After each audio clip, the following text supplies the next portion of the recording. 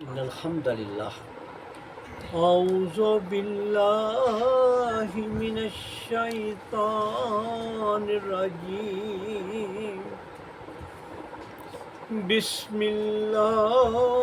الرحمن الرحیم فمن يرد اللہ ان يهديه يشرح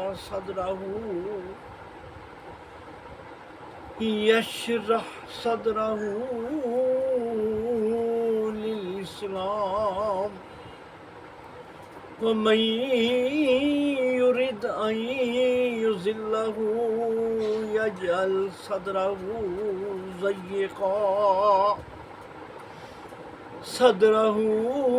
ضيقا خرجا كأنما يصعد في السماء كذلك يجعل الله الرجس على الذين لا يؤمنون وهذا صراط ربك مستقيما قد فصلنا الآيات لقوم يذكرون صدق اللہ العظیم سبحانک لا علم لنا الا ما علمتنا انک انت العلیم الحکیم رب اشرح لی صدری ویسر لی امری واحلل عقدۃ من لسانی یفقہوا قولی رب یسر ولا تعسر وتمم الخیر۔ میرے عزیز ساتھیوں، سورۃ الانعام کی 2 آیات آپ کے سامنے پڑھی ہیں۔ اس میں اللہ تبارک و تعالیٰ نے ایک بہت بڑی حقیقت کو بیان کیا ہے۔ اس پہ ذرا غور سے آپ نے دیکھنا ہے، اور اس پہ بھی ہمیں آج ایک مثال بھی ہمارے سامنے آ جائے گی کہ اللہ تعالیٰ فرماتے ہیں فَمَن يُرِدِ اللَّهُ أَن يَهْدِيَهُ، کہ جس کو اللہ تعالیٰ چاہتا ہے نا، ارادہ کرتا ہے کہ اس کو ہدایت دے، جس کو اللہ تعالیٰ ہدایت کا ارادہ کرتا ہے، کہ جس کو اللہ تعالیٰ چاہتا ہے کہ اس کو ہدایت آ جائے، یشرح صدرہ الاسلام، تو اس کے لیے اسلام کے لیے اس کا سینہ کھل جاتا ہے، یعنی اس کے لیے اسلام روشن ہو جاتا ہے، اس کو ہر چیز واضح ہو جاتی ہے اور جلدی اسلام کی طرف آ جاتا ہے۔ اور دوسری اللہ تعالیٰ فرماتے ہیں وَمَن يُرِدْ أَن يُضِلَّهُ، اور جس کو اللہ چاہتا ہے نا کہ یہ گمراہ ہو جائے، یعنی اس کی نیت بھی بد ہوتی ہے، وہ جو آنا ہی نہیں چاہتا، تو اللہ کہتا ہے ٹھیک ہے، گمراہ ہونا چاہتا ہے تو گمراہ ہو جائے۔ یا جب صدرہ ضیقاً، تو اس کے سینے کو پھر سخت کر دیتا ہے۔ ضیقاً ضیق ہوتا ہے سخت اس کا سینہ جو ہے نا، اس کا دل سخت ہو جاتا ہے، وہ اس کو کوئی چیز اثر ہی نہیں کرتی۔ کَأَنَّمَا يَصْعَدُ فِي السَّمَاءِ، وہ اس طرح جیسے ہواؤں میں اڑنے لگتا ہے، وہ آسمانوں میں چلا جاتا ہے، اس کا دماغ ہی بڑا اونچا ہواؤں میں گردش کرتا ہے۔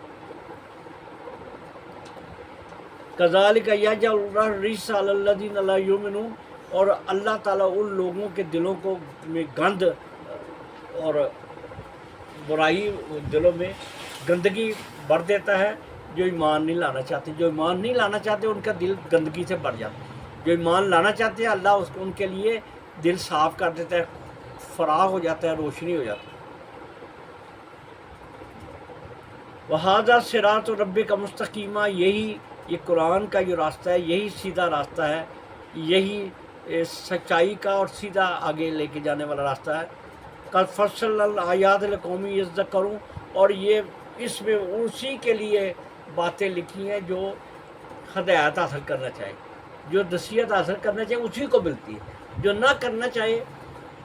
وہ اس کو نہیں مل سکتی۔ میرے جی ساتھیو، آج آپ کو ایک بہت ہی عظیم الشان واقعہ، کیسا حیرت سرا، اس کا ہم نے پچھلے پروگرام میں بھی اس کا ذکر کیا تھا۔ پھر میں نے آپ کو کہا تھا کہ وہ کچھ باتیں جو ہیں وہ میں کسی اور درس میں بتاؤں گا، تو انشاءاللہ آج اس میں ہم بات کرتے ہیں کہ دنیا کی جو 2 بڑی طاقتیں تھیں اس وقت جب نبی صلی اللہ تعالیٰ علیہ وسلم نے جب نبوت کا اعلان کیا اور پھر مدینہ منورہ فتح ہو گیا، اور وہاں پہ اسلام کو پھیلنے کا جب موقع ملا تو اس وقت دو دنیا کی سپر طاقتیں تھیں. ایک ایران کی طاقت تھی، کسرا کے نام سے ایران کی، فارس، اور دوسری جو تھی وہ روم، کیسر روم، جو اس کا بادشاہ تھا، جس کا بھی ذکر کیا تھا کہ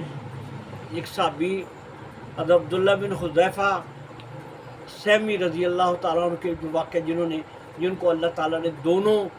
دونوں سپر طاقت کے بادشاہوں سے ان کی ملاقات ہوئی تھی. تو پہلے جب حضور اقدس صلی اللہ تعالی وسلم نے 6 ہجری کے آخر میں جب صلح حدیبیہ ہو گئی اور اسلام کو پھیلنے کا موقع ملا تو نبی صلی اللہ تعالی وسلم نے بڑے بادشاہوں کو خطوط لکھے، اور اس میں ایک خط جو تھا، جیسے میں نے پیچھے آپ کو بتایا تھا کہ ایک تو مختلف بادشاہ، جتنے بادشاہ تھے ان کو تقریباً مفسرین بتاتے ہیں کہ 175 کے قریب خط جو نوٹ کیے گئے ہیں. تو ان میں ایک خط جو ہے ایران کے بادشاہ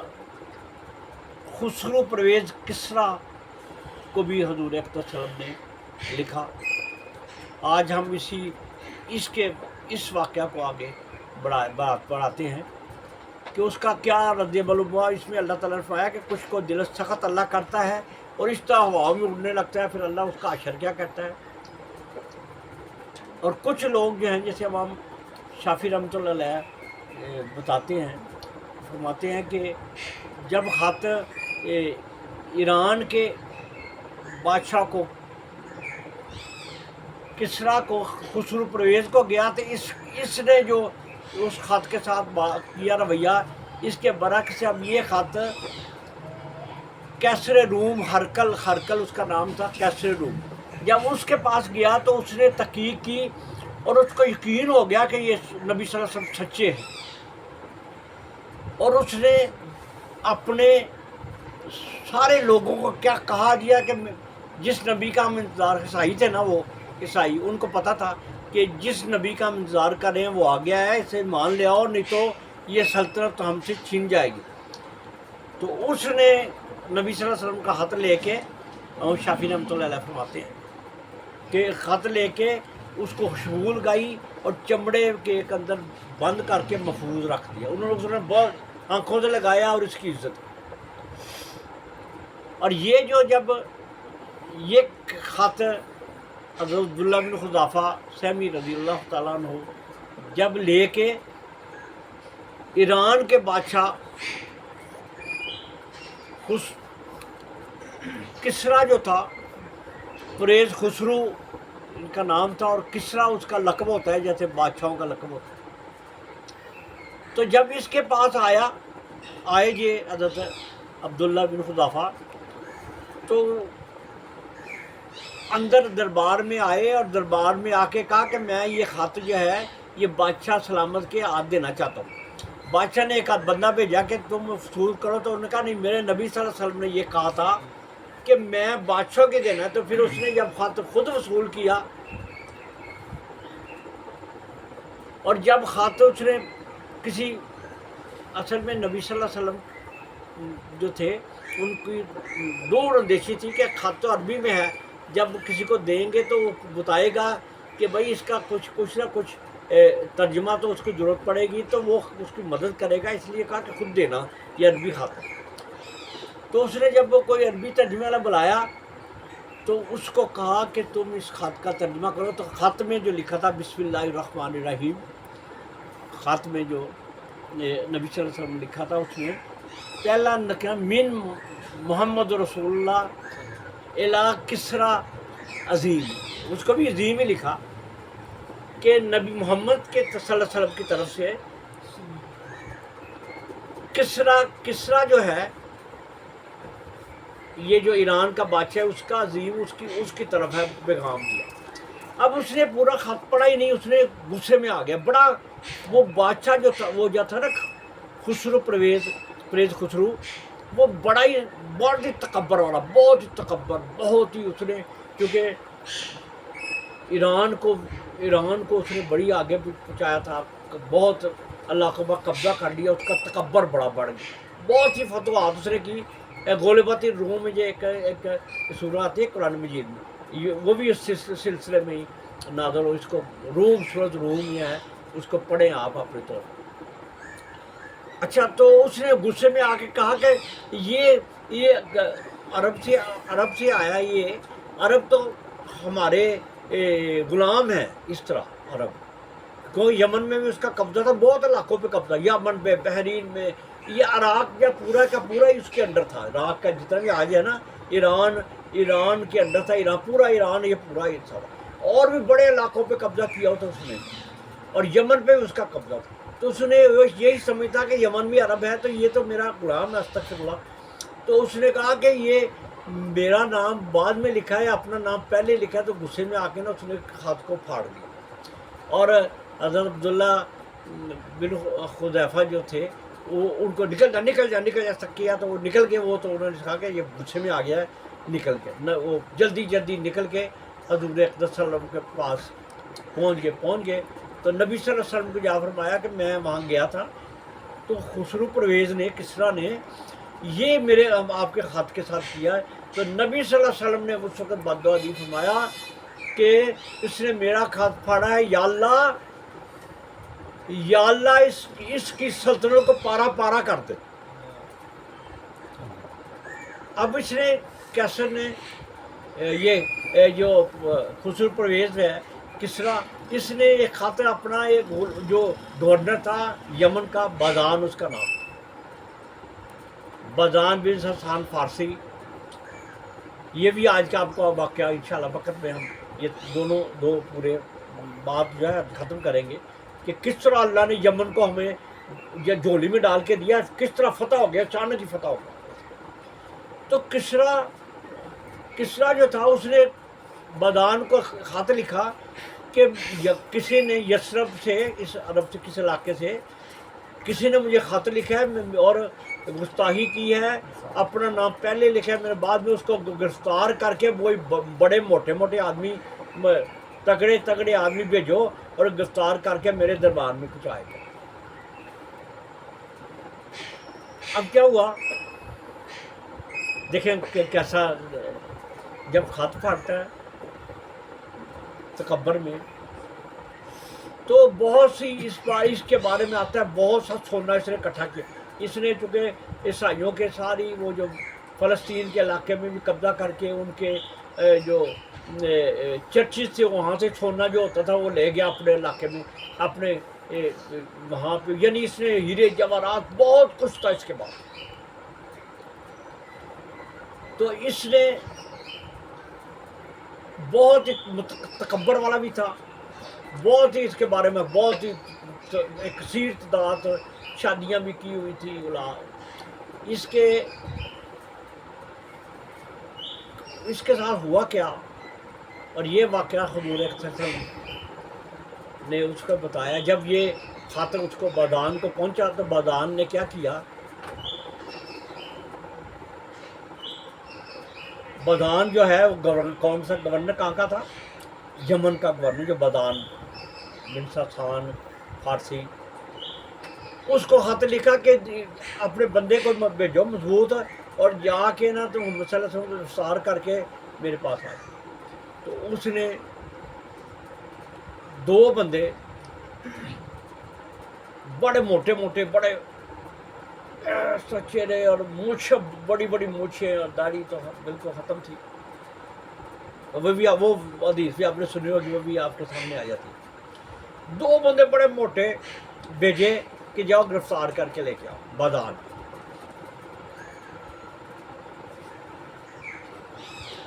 بادان جب وہ یہ بندے آئے طائف میں، وہاں سے انہوں نے پوچھا محمد صلی اللہ علیہ وسلم کہاں ہیں، انہوں نے لوگوں نے بتایا یثرب ہیں، اور وہ پھر راستہ بتایا، پھر یہ نبی صلی اللہ تعالیٰ علیہ وسلم کے، یہ حضور اقدس صلی اللہ علیہ وسلم کے پاس رات کو پہنچ گئے، کہنے لگے کہ ہمیں یمن کے بادشاہ نے بھیجا ہے، بادان نے، اور اس کو کسریٰ کے بادشاہ نے حکم دیا ہے کہ آپ کو گرفتار کیا جائے، ہم آپ کو کہتے ہیں کہ آپ اپنی گرفتاری دے دیں، ہم آپ کو لے کے جائیں، نہیں تو ہمارا وہ خدا ہی کہتے تھے بادشاہ کو، نہیں تو ہمارا خدا آئے گا اور آپ کو تباہ برباد کر دے گا، یہ سارے علاقے تباہ کر دے گا۔ نبی صلی اللہ تعالی وسلم آیا کہ دونوں کو کہا کہ ابھی رات کو جا کے تم آرام کرو تو صبح میرے پاس آنا۔ اب کیا پیچھے کیا ہوا؟ پیچھے دیکھو، حیرت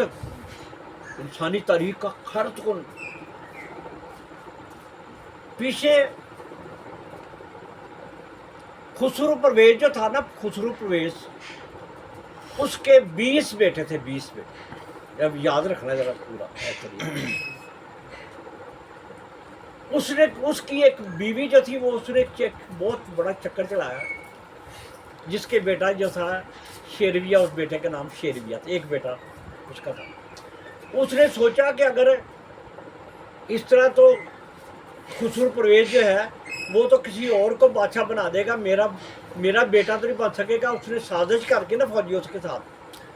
تو اس نے کہا کہ خاوند کو، خسرو پرویز کو قتل کر دیتے ہیں اور میں اپنے بیٹے کو شیرویہ جو ہے اس کو بادشاہ بنا دیتے ہوں۔ اس نے سازش کی، اسی دوران میں ہو رہا ہے یہ جو برقع پھاڑا ہے۔ تو اس نے راتوں رات وہ مل کے اپنے والد کو بھی گرفتار کر لیا، خسرو پرویز کو گرفتار کر کے تہ خانے میں لے گیا، اور اپنے بھائی 18 بھائیوں کو بھی اکٹھا کر کے نہ وہاں لے آیا۔ دیکھو 18 بھائی، ایک بھائی 19واں وہ وہاں سے پتہ نہیں اس کو شک پڑا، وہ نکل گیا، وہ وہاں سے غائب ہو گیا۔ 18 بھائیوں کو لے کے آ گیا اور باپ کے سامنے ایک ایک کر کے 18 کو قتل کر دیا۔ دیکھو نا، یہ اشر ہونا نا جب نبی صلی اللہ علیہ وسلم کے نامہ جو خط کو پھاڑنے کا، دیکھو 18 ہی بھائیوں کو اپنے اس باپ کے سامنے قتل کر دیا، 18 میں۔ اب باپ نے کہا بیٹا میں تو ہی شیرویہ سے کہا تو ہی بادشاہ بن جا، مجھے آزاد کر دے، میں کسی اور ملک چلا جاتا ہوں۔ باپ جو ہے وہی خسرو پرویز جو اتنا متکبر تھا، وہ اپنے بیٹے سے التجا کر رہا ہے کہ مجھے چھوڑ دے، میں کسی دور علاقے میں چلا جاتا ہوں۔ اس نے کہا آپ کو آزاد کر دیتا ہوں، ابھی تھوڑی دیر تک آزاد کرتا ہوں، اور تلوار لی اور اس کو بھی وار کیا اور اس کو بھی قتل کیا، ختم ہو گیا، خاندان ہی ختم ہو گیا۔ اب یہ خود بھی شیرویہ جو تھا، اس نے مارا تو جو ہے یہ ظلم تو ہے ہی نا، اپنے باپ کو بھی بھائیوں کو، یہ بھی 6-8 مہینے کے اندر اندر یہ بھی مر گیا تھا، تعاون کی وبا سے نا یہ مر گیا۔ یہ بھی کیا ہے، کتنا قتل کیا، ابھی اس کا بھی آخر خراب ہو۔ اچھا آگے میں آپ کو بتا دوں کہ جب یہ بندے جو رات کو آئے تھے حضور اقدس صلی اللہ علیہ وسلم کے پاس، نبی صلی اللہ علیہ وسلم نے دیکھا کہ ان کی بہت بڑی بڑی مونچھیں ہیں اور داڑھی جو ہے وہ انہوں نے بڑھائی ہوئی ہے، اور اس وقت عرب میں تو رواج ہی کوئی نہیں تھا داڑھی کو کرنے کا، شیو کرنے کا رواج کوئی تصور نہیں تھا وہاں۔ تو نبی صلی اللہ علیہ وسلم نے ان سے نفرت میں ان سے منہ موڑ دیا اور پھر کہنے لگے تمہیں کس نے حکم دیا ہے؟ ان میں دونوں کا جو تھا، ایک بندہ جو سیدھے تھا اس کا نام کہرمان تھا، کہرمان،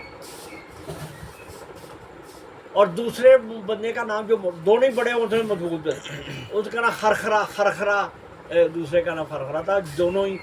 ایران ہی کہ ان کے وہاں پہ، چونکہ ایران نے یمن میں ایران نے قبضہ کیا تھا، اس سے پہلے ابرا تھا، حبشہ کے بادشاہ کا قبضہ تھا، اس کو شکست دے کے انہوں نے یمن پہ قبضہ کیا تھا، ان کی حکومت تھی، یہ ایران کی حکومت تھی۔ اور میں نے بتایا،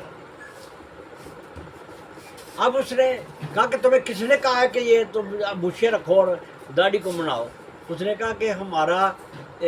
ہمارے خدا کسریٰ نے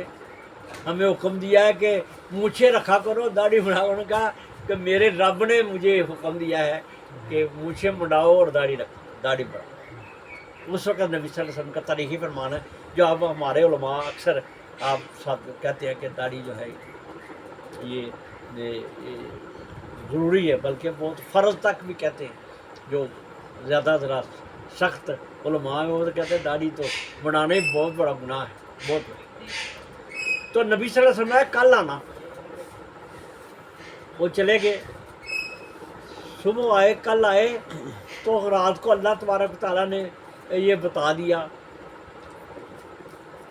अल्लाह ताला ने फरमाया, बता दिया हुजूर अकरम सल्लल्लाहु अलैहि वसल्लम को कि इतनी तारीख को, या तीन चार दिन, उनको नहीं पता चला, अभी ईरान वालों को नहीं पता चला था कि ये वाक़या हो गया है। तो उन अल्लाह ने बता दिया कि फ़लाँ मंगल वाले दिन फ़लाँ वक़्त इतने टाइम में नबी सल्लल्लाहु अलैहि वसल्लम ने उन दोनों को जो कहा वो तारीख का एक हिस्सा है, बड़ा शानदार फरमाया, इन्ना रब्बी कातला रब्बुकुमा लैलतुन, कि उनको रब कह रहे थे ना, उनको कह रहे थे, अपने कसरा को कह रहे थे रब हमारा रब है। तो नबी सल्लल्लाहु अलैहि वसल्लम कहा कि मेरे रब ने तुम्हारे रब को कल रात कत्ल कर दिया है, कातला यानी मेरे रब ने तुम्हारा, जिसको तुम रब कहते हो, उसको वो कल रात का कत्ल हो गया। कहता अच्छा हमें नहीं पता। उन्होंने कहा शेरविया उसके बेटे ने कत्ल करके खुद कब्जा कर लिया है।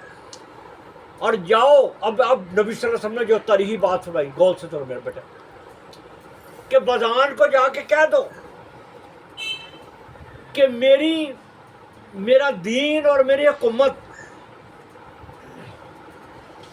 किस तरह तुम्हारे ईरान के भी आगे निकलेगी, आगे निकलेगी जहाँ ऊँट और घोड़े नहीं जा सकते, यानी समंदर, यानी मैं ये समंदर के भी आगे चली जाएगी। और जाके अपने गवर्नर बज़ान से कह दो कि मेरी हुकूमत रुकने वाली नहीं है, किसरा ख़त्म हो गया और आखिरी किसरा है ये, इसके बाद कोई किसरा नहीं है, और इसकी दौलत इंशाल्लाह गरीबों के काम आएगी। और उसको जाके कह दो, सुनो, बज़ान को कह दो कि अगर तुम मुसलमान हो जाओ तो हम, ये सारी सल्तनत जो है तुम्हारी ही रहेगी। कैसी बात किया ना, इस्लाम जो है ना वो कब्जे नहीं करना आया ना। अब ये बंदा जो कहरमान नाम है, ये दोनों आए थे, ये उनका कि अच्छा अच्छी बात है, उनके जाओ बज़ान से कह दो कि अगर मुसलमान हो जाओ तो ये सल्तनत तुम्हें ही दे देंगे, और अगर ना हुई तो हम जल्दी तुम्हारे पादे आ रहे हैं, किसरा और सारे इलाकों पे हमारा कब्जा हो जाए। और वक़्त ने थोड़े दिनों में साबित कर दिया ना। अब ये वापस गए, जाके बज़ान के पास वापस चले। बज़ान जो था गवर्नर, उसको जाके बड़ी अच्छी बातें, इसमें तफसीर इब्ने कसीर बदाया और नहाया में उन्होंने लिखा है, कहने लगे कि उस कहरमान ने जाके बताया, बज़ान से कहा कि उस नबी मोहम्मद सल्लल्लाहु अलैहि वसल्लम, जो नबी जिन्होंने दावा किया है, उन्होंने हमें ये कहा है कि शेरविया जो है वो उसने अपने बाप को कत्ल कर दिया है। और उनकी जो मैंने बात, मैं भी सफ़ीर रहा हूँ, बड़े जगह पे जाता रहा हूँ, लेकिन जो उनकी बात के अंदर मुझे एक अजीब अच्छी और ख़ूबसूरत सी चीज़ें नज़र आईं, और नबी सल्लल्लाहु अलैहि वसल्लम के बात करने से मुझे उनके अंदर ऐसा ही इत्मीनान नज़र आया, और ऐसा ही लग रहा था जैसे बात बिल्कुल सच्ची। बज़ान ने कहा कि अगर ऐसी बात है तो फिर मुसलमान हो जाए। बज़ान जो है यमन का, ये ईरान का ईरानी था, ईरानी कब्जा जो उन्होंने आया था वहाँ से, जो वहाँ हुक्मरान इंतज़ार करने लगे। और उसने कहा कि बज़ान ने उससे पूछा कहरमान से कि आपने देखा मोहम्मद सल्लल्लाहु अलैहि वसल्लम नबी हैं, उनके इर्द गिर्द कितने लोग थे, कितने, कोई पुलिस, कोई फौज, कोई इस तरह की। कहने लगे हम गए हैं, हमने एक बंदा भी नहीं देखा जो उनकी हिफाजत कर रहा हो। उसने कहा कि ये सच्चे नबी हैं, फिर इंतजार करना। तो उसके दिल के अंदर आ गया, ये देखे ना, यह दिया यशरा सदरा, जिसका दिल अल्लाह था, जिसको चाहे उसका सीना खोल गया ना, बज़ान का सीना एकदम खुल गया। उसने कहा अगर वाकई बात सही हुई तो सबसे पहले जो है हम इस्लाम कबूल करेंगे। अब 2-3 दिन अभी गुजरे थे शेरविया जो बादशाह हो गया था वहाँ पे, اس کا خط آ گیا، اس نے خط لکھا بدان کو کہ میں نے، میرا والد جو ہے وہ بہت ہی لوگوں کو قتل کرتا تھا، بڑا مغرور تھا، میں نے اس کو قتل کر کے قبضہ کر لیا ہے، اب تم میری اطاعت قبول کر لو، اور وہ جو تم میرے ابو نے محمد صلی اللہ علیہ وسلم کے بارے میں جو لکھا تھا اس کو ملتوی کر دو، ابھی فی الحال اس کو چھوڑ دو۔ بازان نے جب یہ خط پڑھا تو ایک دم جو ہے پورے یمن کے اندر، سنا میں رہتا ہے، سنا یمن کا جو دارالحکومت سنا ہے اس میں رہتا تھا، اور اس ایک دم باہر نکلا، اور جب یہ خط پڑا تو اس کو نبی صلی اللہ علیہ وسلم کی باتیں یاد آ گئی، تو ایک دم جو ہے پورے یمن کے اندر نعرہ تکبیر کی آواز بند گئی، نعرہ اللہ اکبر، لا الہ الا اللہ محمد رسول اللہ، سب کے سب جو ایرانی تھے نا وہاں پہ سب نے اسلام قبول کر لیا۔ بازان نے بھی اسلام، نبی صلی اللہ علیہ وسلم نے کہا تھا نا کہ تم کر لو، تو وہ بازان نے اور پورے یمن کے جو ایران کے جو جتنے بھی وہاں فوجی ان کے رشتہ دار تھے، اور یمن کے خود لوگوں نے نا عربی تھے، سب نے اکثر لوگوں نے اسلام قبول کر لیا، اور حضور اقدس صلی اللہ علیہ وسلم کو پھر اطلاع دی کہ ہم نے اسلام، نبی صلی اللہ علیہ وسلم نے بازان کو ہی امیر وہاں کے گورنر بنایا، بازان ہی، اور دو جو حضور اقدس صلی اللہ علیہ وسلم نے ان کی تربیت کے لیے، اسلام کو پہنچانے کے لیے جو بندے بھیجے، ان میں دو بڑے عظیم الشان صحابہ نبی صلی اللہ علیہ وسلم بھیجے ان کی تربیت کے لیے۔ ایک حضرت علی رضی اللہ تعالیٰ عنہ کو بھیجا، حضرت علی رضی اللہ عنہ، تاکہ ان کو ہمیں دیکھا نا مسلمان تو ہو گئے ہیں، لیکن ابھی تو اسلام بھی ان کو سکھانا ہے نا، ابھی تو کوئی بندہ نہیں وہاں پہ جو جا کے تبلیغ کے لیے بھی نہیں گئے، تو اللہ نے یمن کو بغیر لڑائی کے، بغیر کسی وجہ سے اللہ نے فتح دے دی، اور پھر وہاں ایک حضرت علی رضی اللہ تعالیٰ عنہ کو بھیجا، اور دوسرا معاذ بن جبل رضی اللہ تعالیٰ عنہ کو نبی صلی اللہ علیہ وسلم بھیجا کہ وہاں پہ جا کے لوگوں کو اسلام سکھانا ہے، اور وہاں پہ فیصلے کرنے ہیں وہاں پہ تو یہ اس طرح وہاں پہ ایک دم جو ہے اسلام کا کس طرح بول بالا ہو گیا۔ اور پھر بازان جو تھا وہ پہلا، اب ہمارا ٹاپک جو ہوگا یہ ہے کہ فارس کا، ایرانیوں کا سب سے پہلے جس نے اسلام قبول کیا اور جو سب سے پہلے صحابی ہیں وہ بازان بن ساسان رضی اللہ تعالیٰ عنہ، یہ پہلے ایران میں مسلمان اسلام قبول کرنے، اس کے بعد باقی علاقوں اسلام قبول کر لیا، اور یمن جو ہے وہ پھر اسلام کا ایک قلعہ بن گیا، اور وہاں پہ کچھ لوگوں نے بعد میں پریشانیاں بھی پیدا ہوئی، ایک جھوٹا نبی اسود انسی وہاں ہوا، لیکن انہوں نے بازان نے پھر اس کو قتل کرا دیا۔ تو یہ جو ہے میرے ساتھیوں کہ یہ واقعہ، اور وہاں پہ ایران کے اندر آخری بات ذہن میں رکھنا ہے ایران کہ ایران کا وہ شیرویہ جو میں نے بتایا 6 مہینے، کسی نے لکھا 8 مہینے کے اندر اندر وہ بھی طاعون سے مر گیا۔ پھر اس کے بعد انہوں نے وہ بندہ، ایک میں نے بتایا تھا، ایک ان کا بھائی دوڑا ہوا تھا، اس کو تلاش کیا انہوں نے، اس کو تلاش کر کے پھر اس کا ایک بچہ تھا، کچھ چھوٹا بچہ، اس کو پکڑ کے لائے، پھر اس کو انہوں نے ایران کا بادشاہ بنایا، اس کا نام تھا یزدگرد، جس نے بعد میں پھر اسلام کے یہ مسلمانوں کے ساتھ پھر ایک جنگیں ہوئی، اور مسلمانوں نے پورے ایران کو ایک دم فتح کر لیا۔ اور ایک جنگ قادسیہ جو ایک بہت مشہور جنگ ہے، سعد بن ابی وقاص رضی اللہ تعالیٰ عنہ اس کے سپہ سالار تھے، اور یہ فتح بہت بڑی فتح تھی، ایران کا پورا علاقہ فتح ہو گیا۔ اور وہاں جو اس کے اندر سے نبی صلی اللہ علیہ وسلم نے فرمایا تھا نا ایک صحابی کو کہ میں دیکھ رہا ہوں کہ تمہارے سر پہ کسرا کا تاج ہے، تو وہ تاج جو ہے، وہ تاج اور اس کے ہاتھوں کے کنگن ہے نا، سر پہ تاج اور ہاتھوں میں کنگن دونوں، وہ بھی ہاتھ آگے، اور بہت بڑا سامان، بہت سا سامان جو ہے ہاتھ آیا، ہیرے جواہرات جو ہے یہ بہت کثرت میں سے جمع کیے تھے، سونا بڑا وہاں سے نکلا، اور یہ پھر اسلام کی طاقت کا یہ سبب بنا۔ تو میرے جی ساتھیوں، اس واقعہ کے اندر ایک بہت بڑا سبق جو ہے وہ یہی ہے باقی جو بادشاہوں نے عزت سے حضور اقدس صلی اللہ علیہ وسلم کے خط کی عزت کی. مصر میں بھی گیا تھا. مصر کے بادشاہ نے حضور اقدس صلی اللہ علیہ وسلم کے لیے 2 کنیزیں جو ہیں وہ وہاں پہ اچھی جو نیک کنیزیں بھیجی اور ایک خچر فیض خچر بھیجا. یعنی اس طرح مختلف لوگوں نے عزت کی. لیکن ایک نے اسی نے چونکہ خط پڑھا تھا, اسی کا اشر جو ہے بہت جلد ہو گیا اور یہ دنیا سے اتنا رسوا ہو گیا اور اس کی پوری نسل ہی ختم ہوگی نا. یزدگرد جو ایک بچہ تھا وہ چھوٹا تھا بھی, تو پھر اس کی ایک بیٹی, اس کو کہا کہ تم بیٹی جو ہے وہ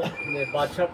ملکہ بن گئی, اور اس کو کہا جب بھی یہ جوان ہو یزدگرد تو اس کے حکومت دے دینا. لیکن اس کے دوران پتہ نہیں کتنے 10 کہا جاتا ہے 10 بادشاہ بدلے اور اس کا پھر اشر ہو گیا, پھر ختم ہو گئی. صفحہ ہستی سے یہ سپر پاور جو ہے مٹ گئی, اسلام کے اندر آ گئی. اس کے بعد اسلام کا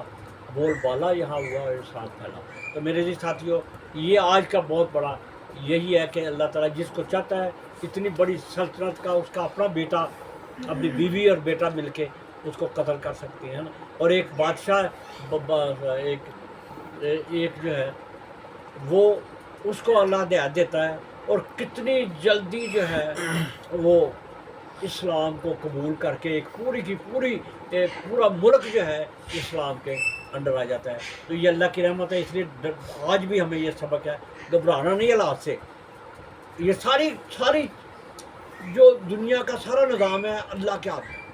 اللہ ہی سب چلا. اگر پریشانی دیکھ رہے ہیں آج پاکستان کے اندر ہوا ہے تو یہ بھی نہیں رہنے والی. اللہ کوئی نہ کوئی اچھا راستہ اسی میں نکالے گا. اللہ تعالیٰ سے دعا ہے کہ اللہ تعالیٰ ہمیں بھی اس میں بہترین مسلمان بننے کی توفیق فرمائے. آخر دعوانا الحمدللہ.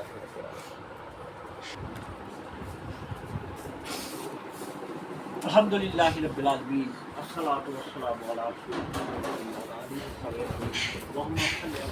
رسول اللہ محمد کما صلیت علی ابراہیم وعلی آل ابراہیم انک حمید مجید. اللهم بارک علی محمد وعلی آل محمد وبارک علی ابراہیم وعلی آل ابراہیم انک حمید مجید.